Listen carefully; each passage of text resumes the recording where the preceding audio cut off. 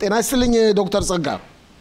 ጤና ይስጥልኝ ፋሲል፣ እንዲሁም ተመልካቾች አድማጮች ጤና ይስጥልኝ። አንተ እንደገለጽከው ምልዓተ ጉባኤ ውስጥ ስለሆን አልችልም ብዙ መግባት።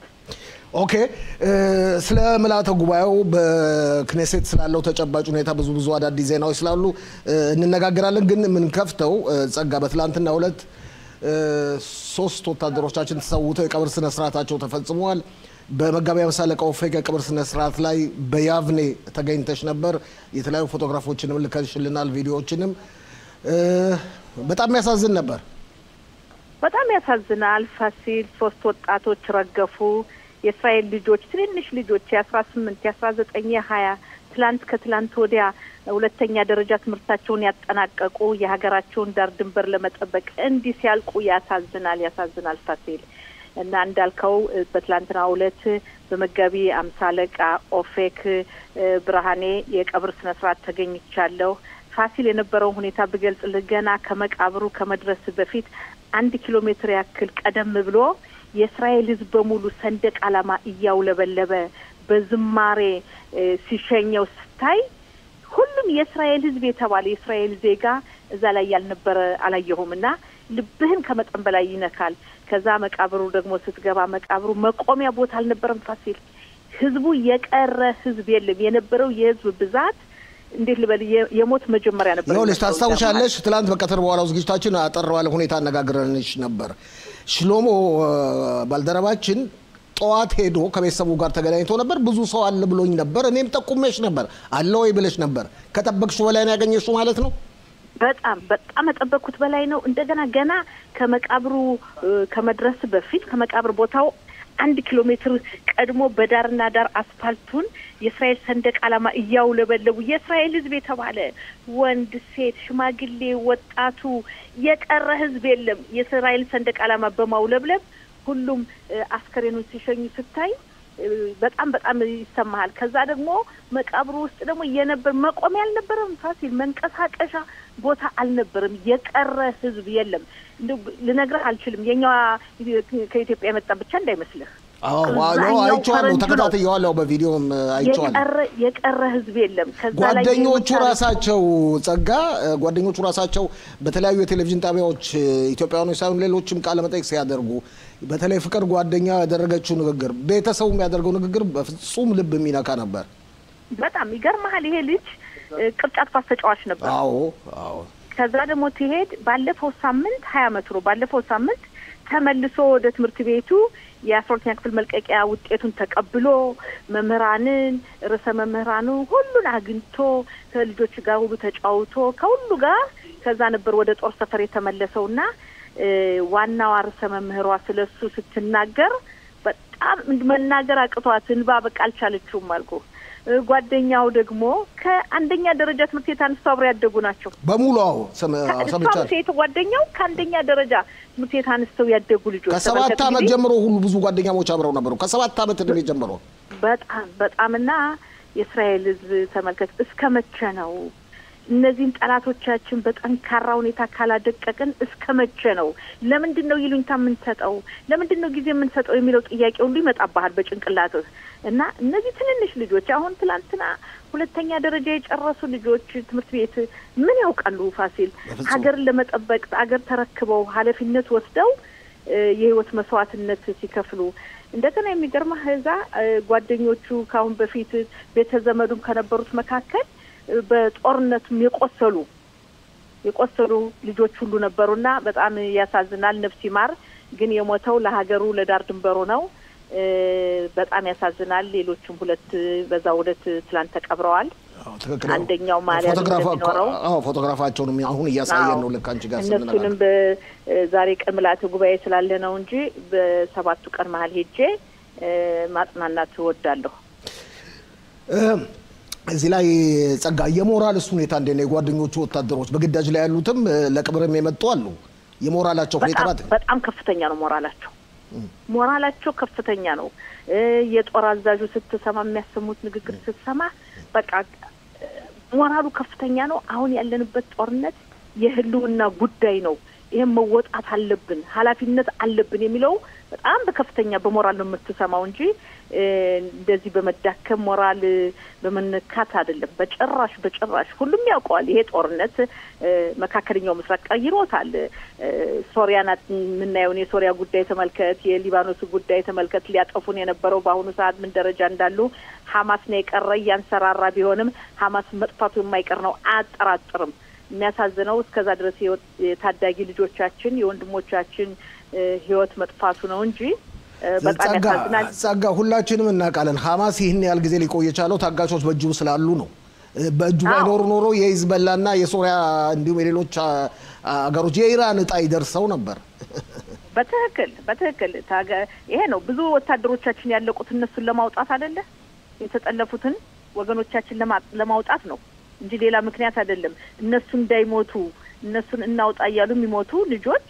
በጣም ቁጥሩ ብዙ ነው ተመልከት በማንንም ሀገር ሆኖ ማውቅ ነው ፋሲል በእኛ በሀገራችን ለሰው ህይወት ያለው ክብርና እስራኤል የተጠለፉ ዜጎቿን ለማውጣት የምታካሄደው ጥንቃቄ የተሞላበት ውጊያ የበርካታ ታዳጊ ልጆቿን የህይወት መስዋዕትነት እየከፈለች ነው ግልጽ ነው በእውነት በመጀመሪያ ደረጃ ስለ ፎቶግራፎችና ቪዲዮዎች በጣም እናመሰግናለን መጣቢያችን ስም ጸጋስቲ ወዳላችሁበት የፖለቲካ ድርጊትና ተጨባጭ ሁኔታ እንመለስ በሃይማኖት አክራሪዎች ጥምሩ መንግስት ጥለን እንውጣለን እያሉ እየዛቱ ነው አዎ እንግዲህ ይሄ ውዝግብ በይፋ እንደተነገረም ሁሉም ፖለቲካ በተመለከተ የዜና ምንጮች ይዘውት ያለ ይሄን ነው የሃይማኖት ጠባቂዎች እነዚህ ሀሪዲዎች ውትድርና ማገልገልን በተመለከተ ያለው ውዝግብ ነው ሃይማኖት የማያጠኑ እንዲሁ ሲዘዋወሩ የሚውሉት ማገልገል ግዴታ አለባቸው ብሔራዊ ውትድርና ባይሆንም የህዝብ የሽሩስሎም የምንለው ብሔራዊ አገልግሎት ውትድርና ባይሆንም ማገልገል ይኖርባቸዋል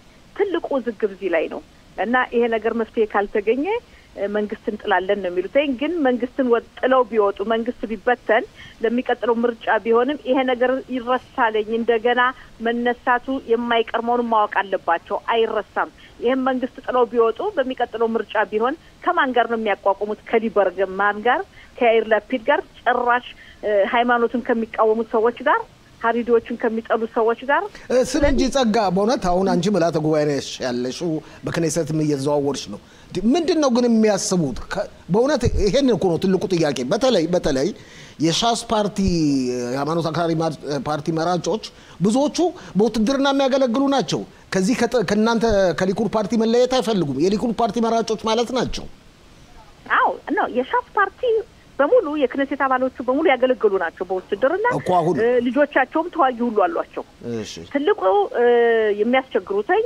የአክራሪ ሀሪዲዎች የአሽካናዚ ማህበረሰብ የህዱታ ተራ ደጌላ ቶራ የምንላቸው ናቸው እነሱ የሚሉት ምን መሰለ እኛ በር ብንከፍት ነገ ጧት ሁሉም ሃይማኖቱን ጥሎ ይወጣብናል ይሄ ነው ስጋታቸው ይሄ ነው ስጋታቸው ተመልሰው ሃይማኖቱን ጠብቀው አይኖሩም ስለዚህ እንፈራለን ነው የሚሉ ለዚህም ነው የመከላከያ ኃይሉ የተለያየ እነሱ በሃይማኖቱ ህግጋት መሰረት ሃይማኖቱን እየጠበቁ እንዲያገለግሉ በማለት የጦር ሰፈሮችን የነሱ ክፍል ለብቻ እየተዘጋጀ ያለውና የተዘጋጀው ነጻህ ይሁዳ የሚባለው ሐሽሞናይም የሚባለው የበለጠ መስፋፋት አለበት በዛ ውስጥ ማገልገል አለባቸው ስጋታቸው ብቻ ነው እነሱ ምንስ ምንድነው ነገ ጧት ሀሪድነት አክራሪ ሃይማኖት ጠባቂ መሆናቸው ይቀራል ውትድርና ከሄዱ በኋላ ተመልሰው ያን የድሮ ኑሯቸውን አይቀጥሉም ይሄ ነው ስጋታቸው እንጂ ሌላ አይደለም የእስራኤል መንግስት ደግሞ የሚለው ምንድነው በእኛ በኩል በተለይ ባሁኑ ያለው ምንድነው ሃይማኖቱን የሚጠብቁ ይማሩ ምንም ችግር የለም ያለ ሃይማኖት መኖር አንችልም የእስራኤል ህዝብ ለብዙ ዓመት ተበትኖ ሲኖር አምላክ የጠበቀው ሃይማኖቱን ህግጋቱን በማክበር ነው ሃይማኖቱን መጠበቅ አለ ሃይማኖቱን ማክበር አለ ግን ሁሉም አይደሉም ፋሲል አየው ችግሩ የማይማሩ አሉ ደከል ባያው የማይማሩ አለባቸው ነው ይሄ ዋናው ችግሩ እሱ ላይ ነው አይደል እንዴ አው የማይማሩትን ቁጥራቸውን መናገር አይፈልጉም አየው ሳይማሩ ሲዘዋወሩ የሚሉ ብዙ ናቸው አንዳንዶቹ እንደውም ሲናገሩ በግምት የሚማሩት ሃይማኖተኞች ከጧት እስከ ሌሊት ከመቶው 20 ቢሆኑ ነው 80 አይማሩም ስለዚህ እነዚህ የማይማሩትን ሰዎች ሁለት መንገድ አለ አንደኛ በውትድርና እንዳያገለግሉ ሁለተኛ በብሔራዊ አገልግሎት ካልሆነ ደግሞ ይማራሉ ተብሎ ዝም ብሎ በማጭበርበር ገንዘብ የሚሰጣቸው መንግስት ማቆም አለበት ያ ወጥሮ ይዛቸዋል ያ ከተቋረጠ